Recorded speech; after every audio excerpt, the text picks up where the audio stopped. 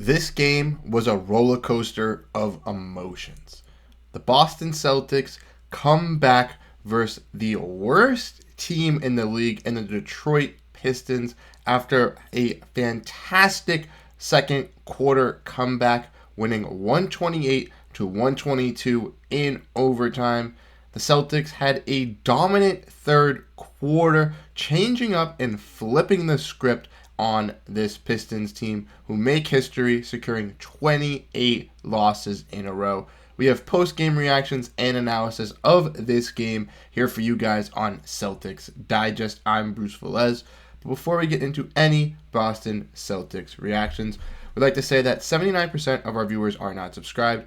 We're greatly appreciative if you hit that big old red subscribe button and join the Digest family. We're getting closer to our goal of 3,000 subscribers, so if you want to make sure you stay up to date on Boston Celtics daily content, hit that subscribe button and join the family. You won't regret it.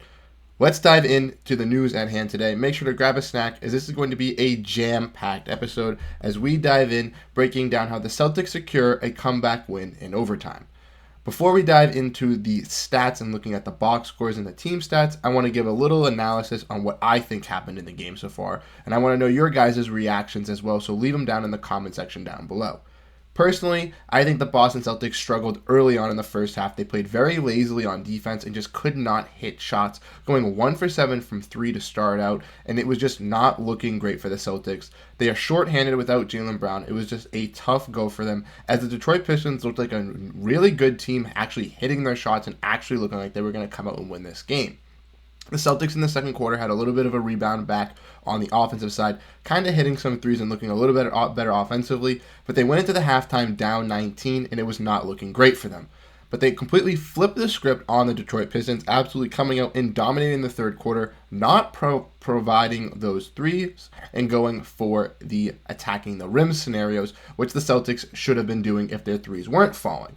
They actually were giving the ball to Jayson Tatum. He was dominating down low. Kristaps Porzingis had some looks. Then they started to look at some threes a little bit like that, and it looked a little bit streaky for the Celtics as we got into the fourth quarter, as the Pistons were kind of keeping it close. But the Celtics then failed to get a box out late in the game, which should have secured them the W, which then led the game to overtime. Once we got to overtime, though, the Boston Celtics absolutely dominated that overtime, with Kristaps Porzingis absolutely being a beast in this fourth quarter in overtime alongside Derrick White. So let's dive into the team stats. Looking in at this game, the Boston Celtics shot 48% from the field and shooting 28% from three-point range, 11 to 39, shooting worse than the Detroit Pistons, which is not a good look for the Celtics. They did shoot great from the free throw range, shooting 84% from the free throw line compared to the Pistons' 63%, which is a step up for the Celtics, as they actually have been doing better from the charity stripe in the last recent games. The Detroit Pistons also out-rebounded the Boston Celtics, which was a key caveat and why the Detroit Pistons were dominating in the first half. They had a lot of second chance points and absolutely dominated on the offensive side of the glass, getting 19 offensive rebounds compared to the Boston Celtics 11 and 38 defensive rebounds to the Boston Celtics 32. Therefore, they got a lot of second chance points, and Jaylen Duren was just absolutely feasting on the Boston Celtics. They kind of were similar in the assists, with the Pistons having 2 more, and very similar on the blocks as well, tying at 4. But the Celtics had 3 more steals and 6 less turnovers, which helped out the Boston Celtics. Yes, the Celtics had a lot of turnovers in the first half, but the Detroit Pistons in the third quarter had a ton of turnovers, which led to the Boston Celtics' big scoring run to bring them back into this game.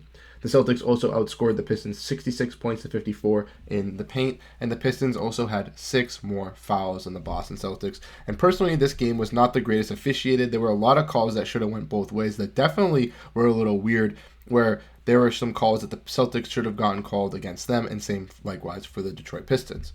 But let's dive in and look at the actual box score stats, looking at how great each Celtic player did tonight. As you guys can see, there's no Jaylen Brown in the starting lineup because he was out tonight with the back contusions, so they went with Al Horford, who had a alright night for the Celtics, shooting 3 for 4 from the field, 2 for 3 from three-point range, with 5 rebounds and 3 assists, with 8 points. Solid game from Al Horford, not the greatest offensively, and alright defensively as well. We want to look at Jrue Holiday as well for the Celtics. 4 for 9 from the field, 0 for 2 from 3, but 4 for 5 from the free throw, with 9 total rebounds, 3 assists, and 12 total points. he had a solid game offensively and was pretty decent on the defensive side of the ball. The three guys, though, in the starting lineup that did perform really great for the Boston Celtics were Jayson Tatum, Kristaps Porzingis, and Derrick White.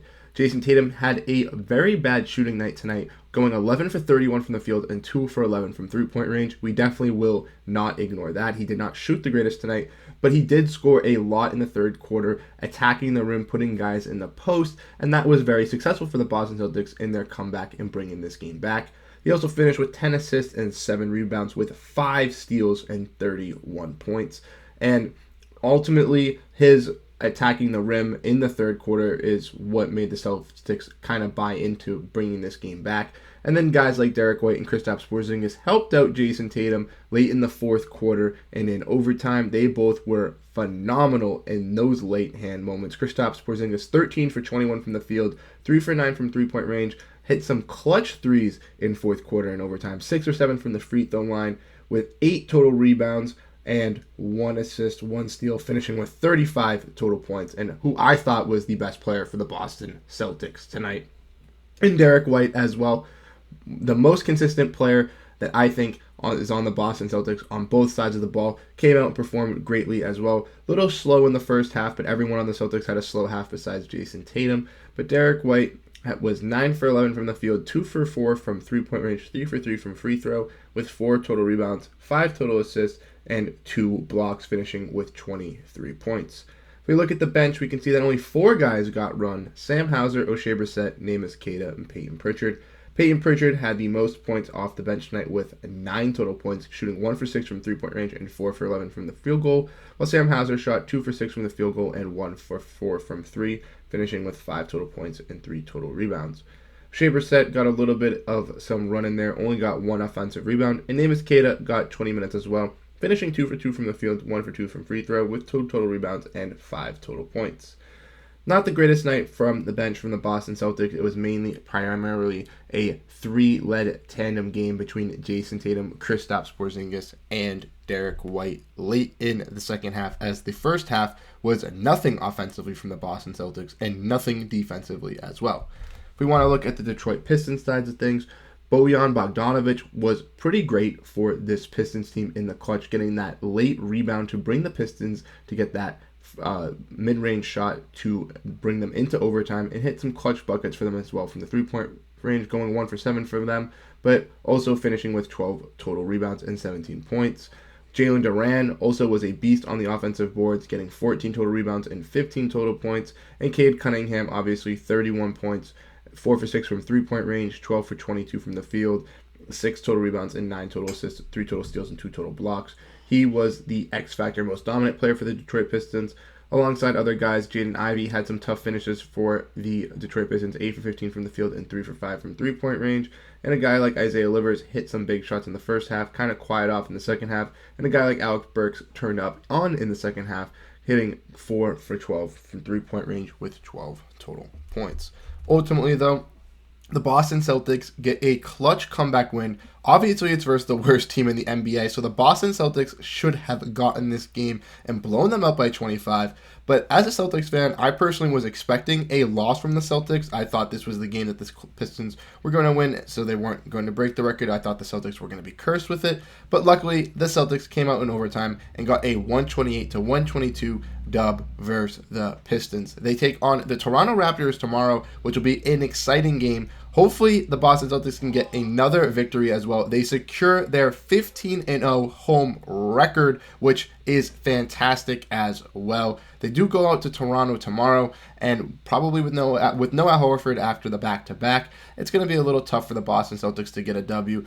Hopefully, they can get the W. I think it's going to go one or two ways. I think they're either going to have a very slow start like tonight's game, or they're just going to come out on fire and have a blowout victory, just hitting everything from 3. Let me know what you guys think in the comment section down below with your post-game reactions to this game and your expectations for next game as well.